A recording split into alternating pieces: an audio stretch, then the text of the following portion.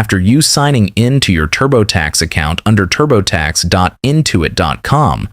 On this page, you want to tap on the Tax Tools button at the left side of the screen. Then hit the Tools button below it, which will open up this little window. Then you may click on this. Save your 2025 return to your computer. As for the year, it will change according to the year you want to file your return.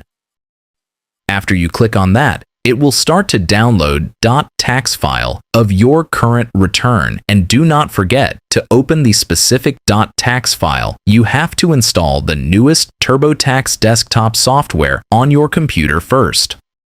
Or if you want to save the PDF file of your tax return, you may click on the Tax Home button again. Then scroll all the way to the bottom, and you will see this, your tax return and documents, and you want to click on them, which will open up this window, and on top of it, you can choose on which year you want to have and access or view your current or previous year's tax return. And after you choose the year, you may get to save it by clicking right here on the download or print return as PDF file. And there you go. If you still have any question, just comment down below, and I will try my best to guide and help you guys. If you find this video useful, please consider like and subscribe.